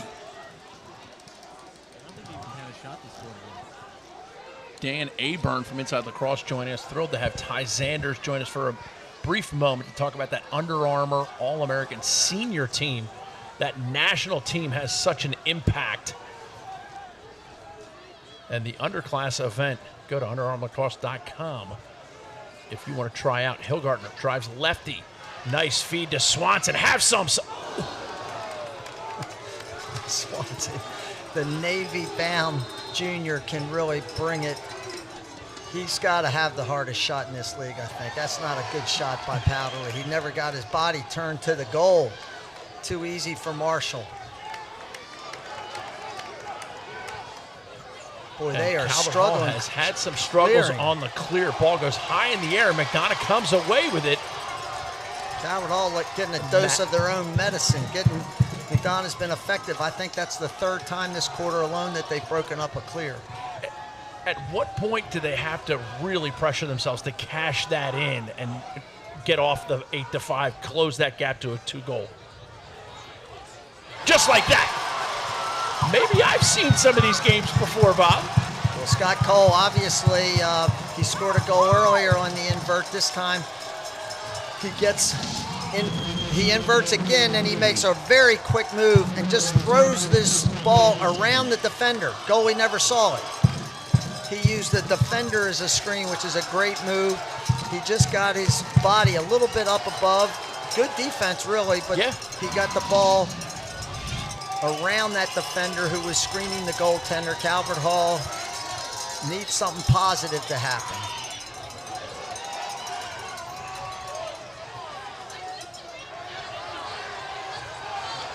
With possession, looks like a penalty. Flags flying everywhere. They might have picked up 2 fouls there based on the timing of the throws. And we will now learn of the foul. Calvert Hall, a much needed extra man here. See if they can't get some of this game back into their favor. McDonogh with all the momentum here in the 3rd quarter. Thank you so much to our friends at the Columbia Bank. How about that score we just saw from down in Annapolis? The Saints from St. Mary's are handling Loyola 9-3. And the word is they're winning every face-off. Loyola was very effective facing off Tuesday against Gable Braun. So they must be not as effective down there. They have a face-off guy who's been really good this year, Zach Dudley. Spent a couple years at Boys Latin. He lives down in Crofton, though, and just it was a little bit more convenient for him to be home. Too easy. Crease feed, and that's just guys moving without the ball. Too easy. They were down 2 men on the play. Watch. There's that little rotation. They throw it across. It's very hard to get back down the backside when you're only playing with 4 defenders. Really nice play by Calvert Hall. They rolled that guy off the crease who threw it across to Kelly for a layup. And I got to tell you, I've done this for 7 years now, Bob. And I don't do this often, but I will say, if you're a coach and you are ever 2 men up, that's the play you should run. Where you roll a guy off the crease, you cut someone to the crease, and then you just look cross crease. I mean, it was a very well done play. It was clearly by design. They did not overcomplicate it, and Calvert Hall does such a nice job of not over-cradling the ball. How important is that on man-up offense? 1 cradle and a pass, they say. You watch those guys do the games on the weekends.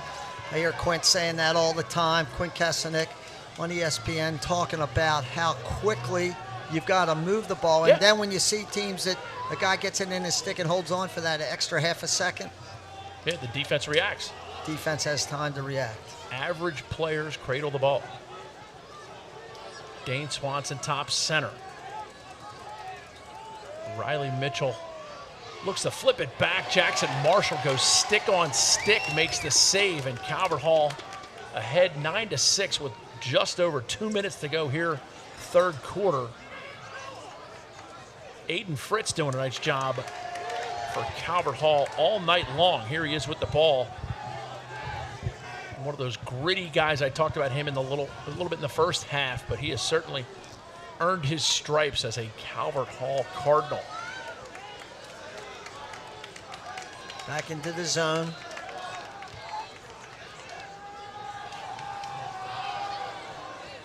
Daniel Kelly behind. This is Sunderland. Truett Sunderland. Pump fakes. Now back to Kelly. Inside feed. Shot just wide. Sawyer. Feet moving. This Calvert Hall offense, as we see McDonogh, look like they're matching up now. Still playing zone. The two guys on the inside are just Booker. One of them cuts to the ball when it's on the wing typically. One cuts down to the low post, and then that time Sawyer swings around the top side in a little bit of a C cut and gets open. Sunderland behind, up top to Mitchell.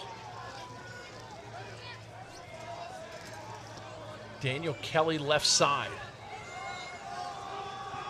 Skip pass, inside shot. What a save by Long.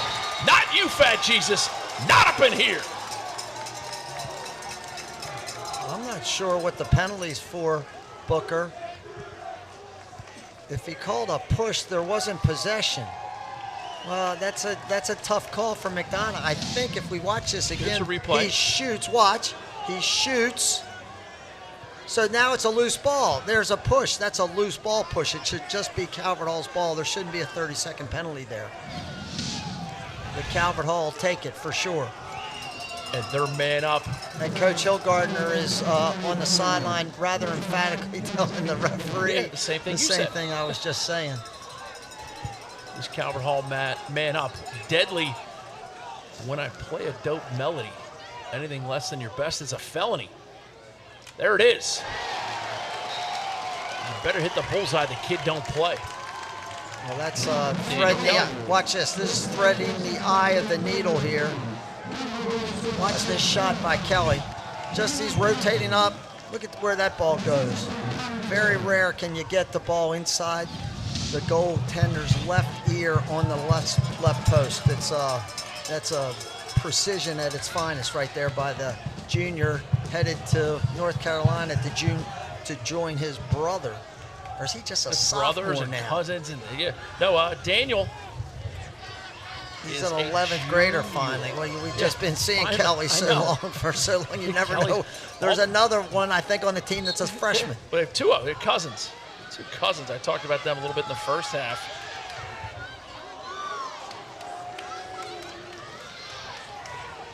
Right to the goal. Oh, yeah, he is. Ball goes down on the turf. Daniel Kelly finishes. Flag flies, and momentum can be a wicked little opponent. And right now, Calvert Hall has it all. What a play by Tyler Dunn. Not only did he start at the X, but he picked up this ball. Looked like he was going to the goal and made a beautiful pass. Well, it didn't have a lot of mustard on it. It went to the right guy, Sawyer to Kelly. Too easy. Fabulous play. And McDonogh gets a full-time serve. That's an unfortunate turn of events for the Screaming Eagles. And Calvert Hall sends out Chris Catone for this face-off against Gable Braun.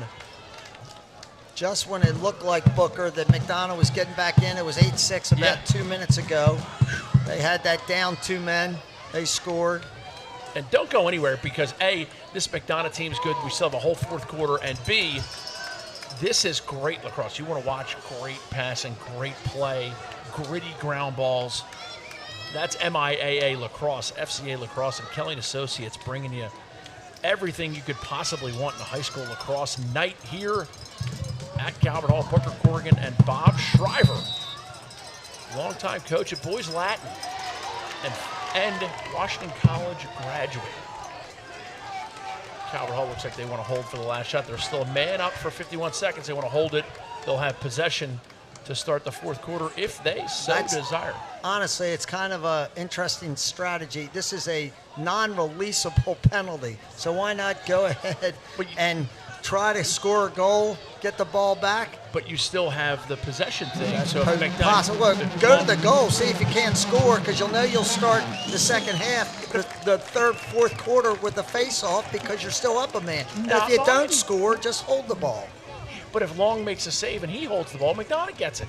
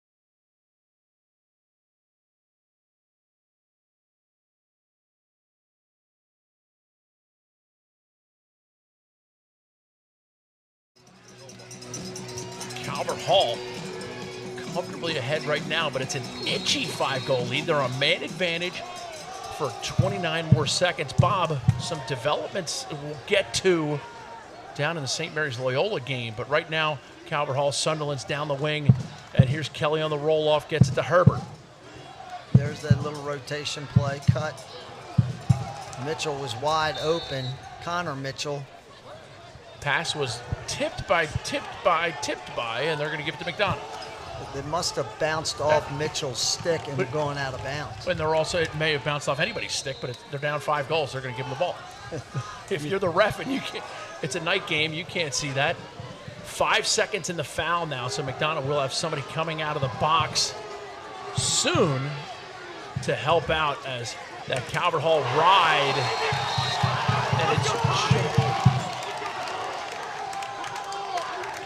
And it is just that tenacious ride of Calvert Hall. We saw McDonogh doing some great riding today.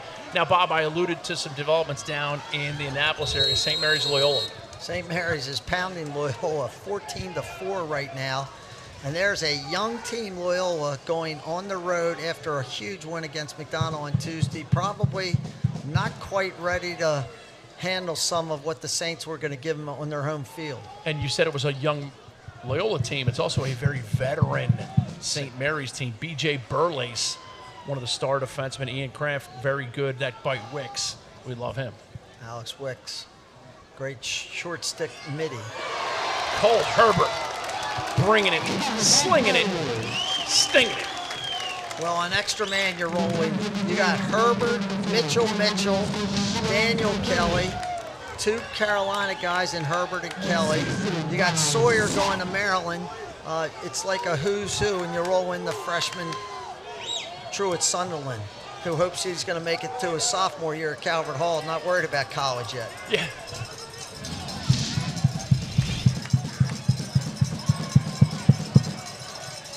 And Calvert Hall now doubling up the Eagles, but there's the ad in the corner about Under Armour underclass tryouts for the Baltimore boys, the highlight and the command tryouts, both taking place at Johns Hopkins.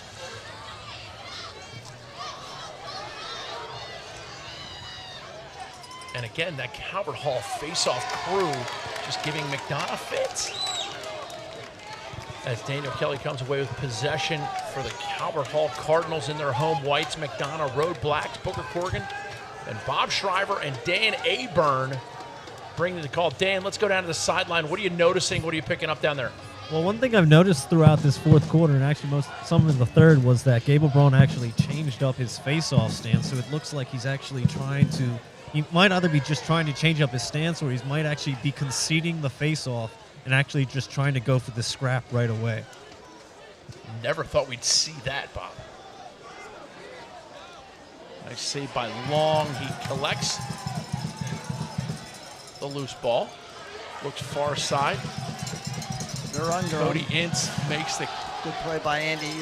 Matt Hillgardner recognizing that ball was going over his teammate's head and beat it to the out-of-bounds line. And that's another one of these kids that's going to play big-time college across, headed to the University of Pennsylvania next year.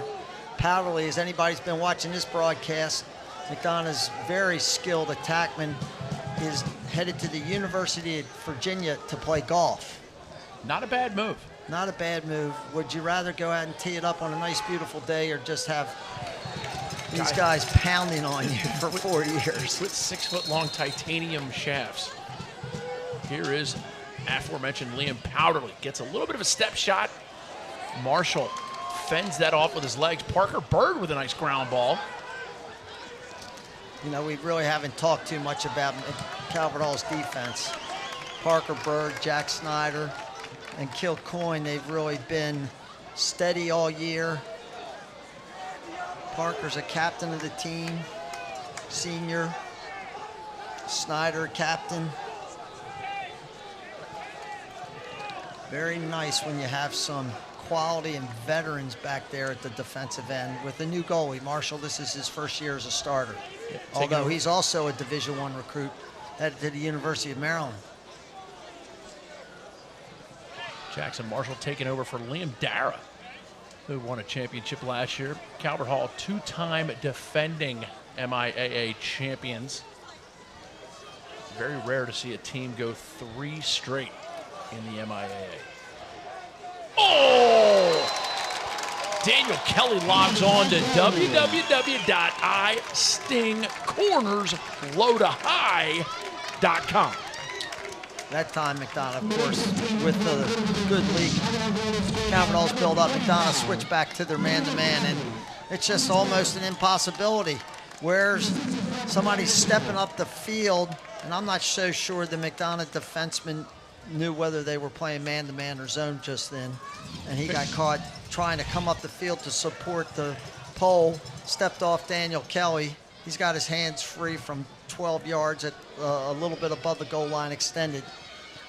Not a fair fight. Noted. Well, it was 8-6 Booker. Yeah. With about 3 minutes left in the third quarter, and all of a sudden, this kid's been impressive.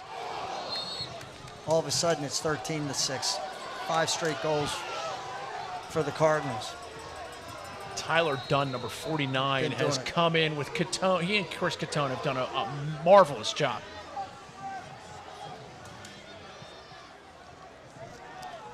McDonogh gets the clear, and you are going to see a sense of urgency like you've never seen before.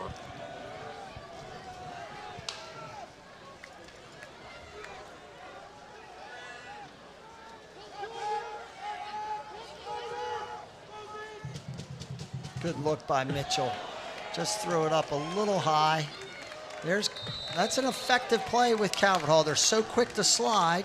Yep. And whenever you slide to somebody, you have to support the middle of the field, particularly around the crease. And he threw the ball to a good spot. He just got a little too much air under it, and the ball went out of bounds. As I see number 16, Aiden Fritz, reminding me of old Brendan Curry. Shout out to Todd and Aaron Curry. Great people. We got a great fourth quarter rolling here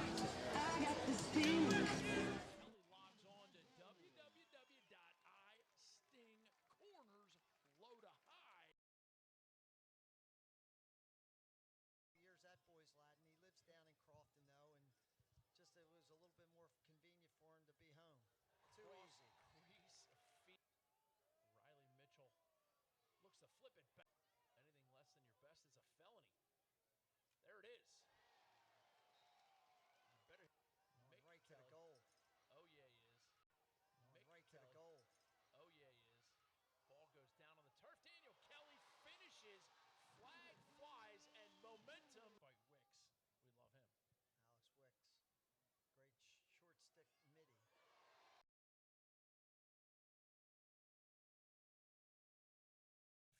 because the face-off procedural violation.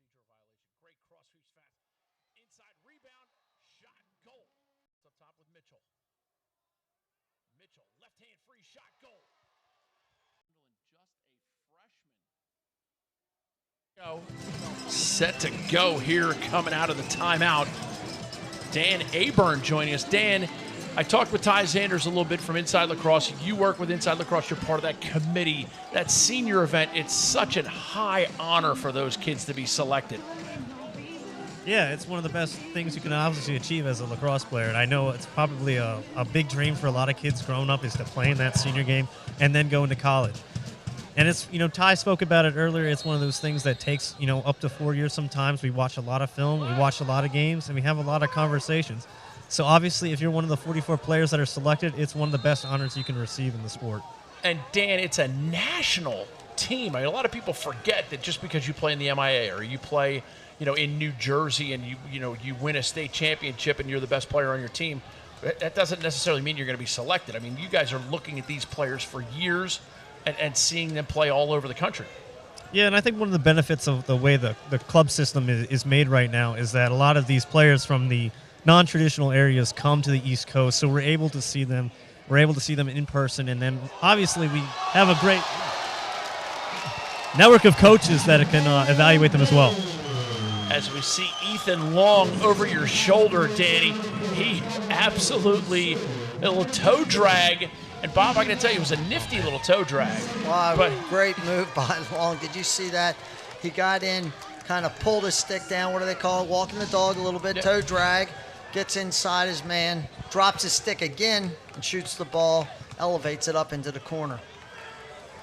This is an impressive show. They had a few marginal times during this game, a little bit in the third quarter, a little bit at the beginning of the game, where McDonogh was playing what looked like terrific lacrosse, but over the long haul, Calvert Hall has just really had their way and done a great job, showing all their talents.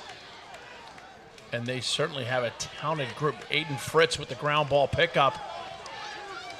Nice play by him. He has contributed in leaps and bounds, and that is going to be a McDonogh possession as they look to clear it. And we got to watch out. That is a big hit by Mitchell, and he almost knew he was going to get flagged.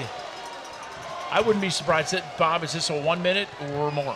Well, we don't know because we can't see whether he hit the guy in the head with his shoulder. It looked like it was a decent hit from here that he led with his shoulder, but we don't know where the head contact was. Let's see. Great work by our cameraman. Thank you so much to Invicta for bringing it to us. And you can almost see, so there was frustration from the no call right there, the tripping or what have you. And now here's the lob pass in the middle of the field. Looks like a decent hit, maybe just unnecessary roughness. They gave him 2 minutes non-releasable. That's a tough call. It's about as bad as it gets.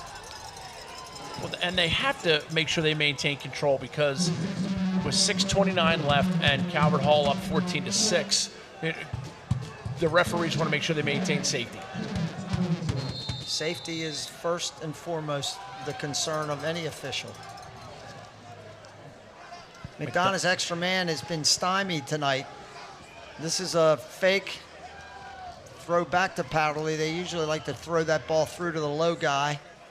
Calvert Hall scouted that play nicely, quite obviously. They knew the fake flip was coming. There's Dane Swanson. Now it's down low. Roll off, skip pass looked for by every McDonogh player who catches a pass. It's a lot of motion by McDonogh, but Calvert Hall is handling this really well. Oh, handling this well from 16 yards, Dane Swanson. The big monster. Dane Swanson. With his third tally tonight, I believe, isn't it his third? Watch this. That's from 18 yards, Booker. That is an unbelievable shot. I don't care where you're playing, who you're playing against, who's in the goal, but when you're zinging it from 18 yards and the goalie can't get a stick on it because it's going so fast, that's impressive. Yep. Jackson Marshall just trying to look for the white blur. Still a minute and 22 seconds left in the two-minute penalty, excuse me. They could get under them here if they throw the ball. They'd have a fast break. Here we go. Bonnets will bring it. Bonnets with a bounce shot, backed up. Number 11, Bonnets. He's also headed to the Naval Academy, a three-sport star at McDonogh in football, wrestling. He can also shoot, as I alluded to right before he took that shot. I've seen him bang a couple good ones already this year. Number 12, Adam Lamberti back in. Here's Powderly top center sharing with Swanson. Now it's behind. Matty Hilgartner looks to take a step, and Jackson Marshall almost baited him into that high shot. Goes up and gets it. Nice play. And now we see some hustle. McDonogh looking to pick up the loose change. And Jackson Marshall comes away with it and just hucks it. And Saucy Jack Sawyer. The hustle by both teams has been impressive tonight. And Calvert Hall looks to kill off the last 20 seconds of the 2-minute foul. Calvert Hall bench is loving that play. It looks almost as if Marshall went backhanded just to Gilman that ball out of there. Freshman Aiden Hurdle in for McDonogh defensively as the penalty expires. Aiden Hurdle, younger brother of Alex Hurdle, who played in that Under Armour All-American game, and now Andrew Hurdle. A couple McDonogh grads on to greatness. Great pass by Cole Herbert, and a tidy little finish by Truett Sunderland. And this Calvert Hall team, did they ever end, Bob? Did they run out of guys? Well, we're seeing the same guys. They play a lot of guys in the middle of the field. They use two face-off guys, three short-stick defensive middies, a couple poles. On offense, they've stuck to kind of the same 9 guys. And you saw Truett Sunderland come in there and catch that right-handed. We're going to step away momentarily. Calvert Hall has everything run in the right direction. McDonogh coming back on the other side of this. On Saturday, June 1st, the Baltimore 10-miler will be live on WMAR2 News. It is always the region's best 10-mile race that starts and finishes right at the Maryland Zoo in Baltimore. We're known for fantastic premiums, a runner-friendly course, and that zany finish line beach party featuring a Jimmy Buffett band. The B10 is an exciting and fun 10-mile race that will be the highlight of your 2019. You're going to be proud of what you can accomplish.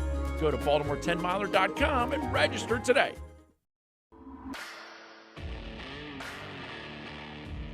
Represent for Rough Rider Nation. The Rough Riders have been on top of the game since 2007. Rough Rider alums continue to shine and won national championships at all levels. Rough Rider teams dominate the countryside in Maryland, Pennsylvania, and now Virginia.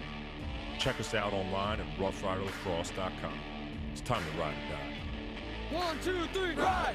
Yo, Sean. Yeah, ride! And here we go. Promoting Tuesday, we'll have the McDonogh Screaming Eagles again at McDonogh, the Boys Latin Lakers. And that'll be two teams that, BL, they play John Carroll tomorrow at US Lacrosse up in Sparks. But this level of play, this level of intensity, you're not going to see it anywhere. You don't see it at the college level, you don't see it at the pro level. As McDonogh comes out, fast break off the face-off. Good shot by Powerly, better save by Marshall. Jackson Marshall has played admirably. Calvert Hall, so many players have contributed. to all of their success tonight as Dane Swanson, Dan Riley out for Calvert Hall, as we're seeing some substitutions. Last 2 times, Matty Hillgardner, number 4, is taking a shot there. He has not improved his angle, and Marshall's been all over. One right-handed, and then that one was just right-handed. Right before that was a lefty. Inside roll by Powderly. Backed up, and McDonogh looks to set it back in motion as the clock trickles below the 3-minute mark here, 4th quarter. Great skip pass, low to high, zinger. You got a gun in your waist, please don't shoot up the place. Why? Harrison Beatty with his 2nd tally, number 9. The junior, again, watch, the slide's coming, and so he threw it through. The slide actually did not come, but the 2 guys on the crease were hedging to ball carrier. Throws the ball through to Beatty, who gets a nice, looks like a sidearm bounce shot. Or did he elevate that? He elevated it, and Adam Lamberti deserves some credit for playing the game at a full sprint right there, coming off the end line. Matty Hillgardner giving him the pick, and Lamberti just accelerates through it. That's what frees his hands. What a great play by Lamberti. As we're back to the face-off dot, Gable Braun wins this one. Clean. First one he's won clean, I think, the whole game. This is or maybe since the first one, actually, Booker. Here's Beatty, gets it to Swanson. Bob, it's time to start thinking about that MedStar player of the game. Well, Calvert Hall's got a plethora of them, I can tell you that. You could throw many of them. The Mitchell brothers, a couple nice plays by Sunderland. Jackson Marshall's played. Daniel Kelly's played great. Daniel Kelly with a couple timely goals that... Oh! Go on and rip that corner to hell so I can wake up in the morning with a story to tell. That's Cole. 15-9. That's his 3rd goal coming from behind. I think Coach Hillgardner's found something. Number 2, Scott Cole. That's his 3rd one coming from behind. And you just mentioned that, Bob. You said Coach Hillgardner's found something. McDonogh's now lost a couple games in a row, but Coach Hillgardner has proven he knows how to win in this league. What's he going to take away from tonight? Well, he got some better stuff from his team, I think, in terms of riding. They cleared the ball pretty effectively all game. He found something in Cole. By the way, Cole's a senior. He'll be headed down to, what do they call the Loyola College field now? Ridley Athletic Complex. He'll be headed down to the Ridley Athletic Complex to watch his future team, the Engineers, or the Mountain Hawks now, yeah. Lehigh Mountain Hawks. Getting a good player in Scott Cole. And we do have a goalie change in the McDonogh goal. Patrick Scarborough checking in. And the McDonogh bench curious why they stopped play right there as Calvert Hall committed the violation, the foul, I should say. Illegal body check. It'll be a 1-minute man advantage.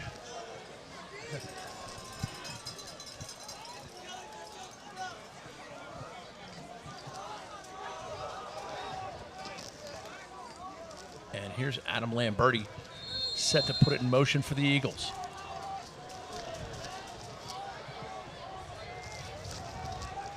Well, whatever they do, they need to do quickly. There's only 2 minutes left. They're going to hope to get into this 6-goal lead. Great diagonal pass right there. They're going to have to get the ball in the goal quickly and hope that Braun can do some magic at the face-off X. Skip pass by Hillgardner. Dane Swanson.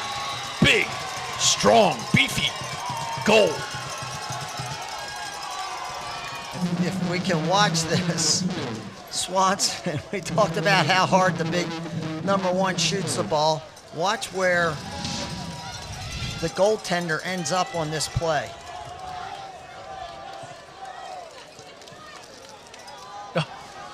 Now, was that the wind on the shot blowing by him, knocked him down? I don't know that I've ever seen that. It's a great call by you. It's an interesting that you picked that up. It's the things you are able to bring to our viewers, Bob, are second to none. Second to none. Booker Corrigan and just along for the ride with Bob Shriver here at Calvert Hall as McDonogh looks to find a way to scratch something out. I can tell you where I'd be if Swanson was shooting on me. I'd try to be behind the goal. I'd try to be back on the sidelines where I used to coach. Behind the goal with the radar gun, registering 100. He can bring it. They don't have any time. They need to make something happen. Mitchell's going to take this thing, or Swanson looks like he's just going to try to step down and get his hands free again. Yeah. He does just that. Hold your nose, because here goes the cold water. Dane Swanson. Can we have a player of the game on a losing team? We've never done that before. But now we're going to have a timeout by Coach Kelly. He will collect his troops for a quick minute. Bob, what do you like about Dane Swanson right now? I like how hard he shoots the ball with both hands. He is impressive. You know, he really came on, I think, last year after about the middle of the year. He was just starting to emerge. He had a couple sensational games last year. You know, just his sophomore year. He's only a junior. His dad's a Navy alum. He's following suit. I just like the way he shoots a lacrosse ball. Straight overhand with heat. Okay, we have a good shot. We had Coach Kelly in the middle of his huddle at Calvert Hall. Now we have a nice shot of the McDonogh huddle. What's the message that Coach Hilgartner's giving his McDonogh guys right now? Oh, he's happy with the fight they're showing here at the end of the game. I know he's not happy with the scoreboard, but this is something that hadn't happened. I'd like to go back over the McDonogh team in the last 22, 23 years, since about 1988, when 1998, excuse me, when they really started to emerge onto the MIAA scene. I'll bet you they haven't lost 3 games in a row, and I'd be shocked if since I was coaching. You know, well, they probably lost about 6 in a row when you were coaching. Thank you, Bob. Nothing but love up here in the booth.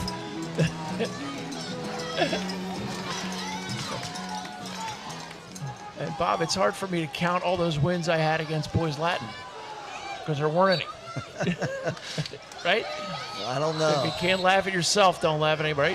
Call the hole. Here's Bonnets. He's got the ball. Yeah. They got to go to the goal if they want any hope of having a chance, because Braun's won the call. Well, that ought to just about do it. Great ground ball by Kia. Sasaki. We definitely said that wrong. No, we did. We said it right. Sasaki. And here's Mitchell coming out of the box. They don't have to do anything. They don't have to go to the goal.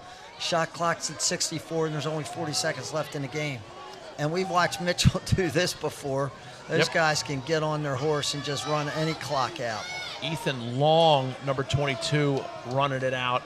He's had a great game tonight with 2 goals. He just stepped out of bounds. It's out of bounds, and it's going to be McDonogh possession here with 25 seconds left, so it's cosmetic in nature.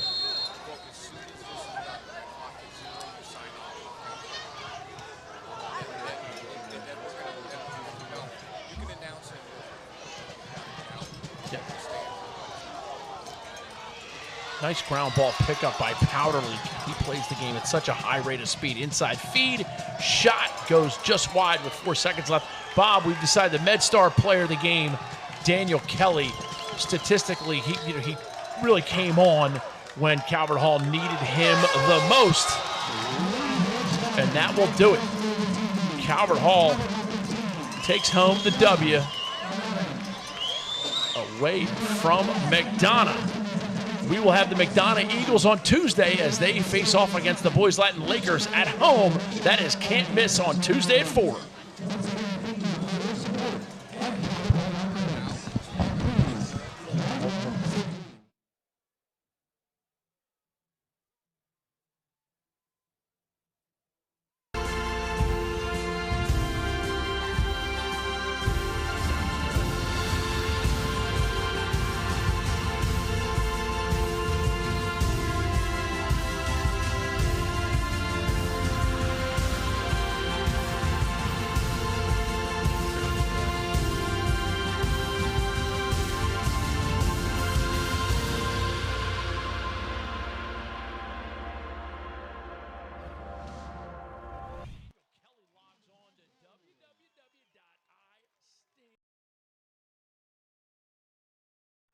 It's time to go Toyota.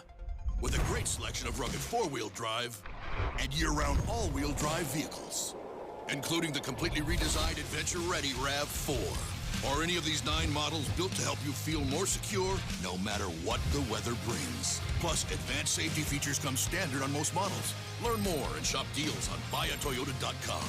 See your Toyota dealer, your four-wheel and all-wheel drive specialist. Toyota, let's go places.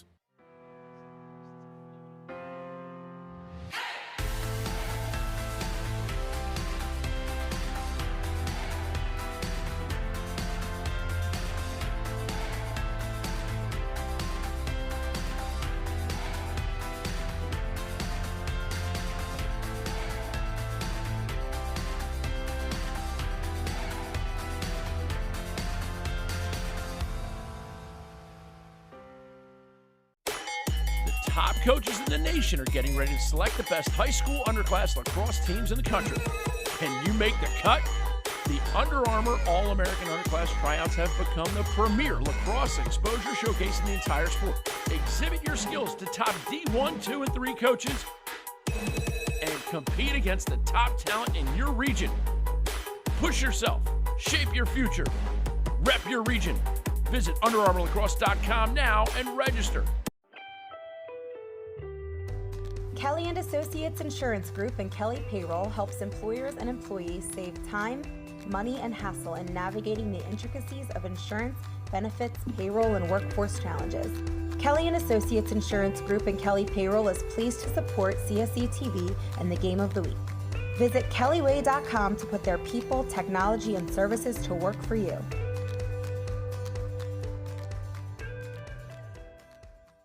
We have come a long way. All the amazing advancements in medicine. And while science has become better at treating people, we can't ever forget the importance of how we simply treat people. At MedStar Health, we believe it doesn't take a brain surgeon to get the best way to talk to a doctor isn't always in person. And that inside every human body lives a human being. The best of our minds, the best of our hearts. MedStar Health. It's how we treat people. And we are back with our MedStar player of the game. Let's go down to Dan Aburn, who's got Daniel Kelly with him.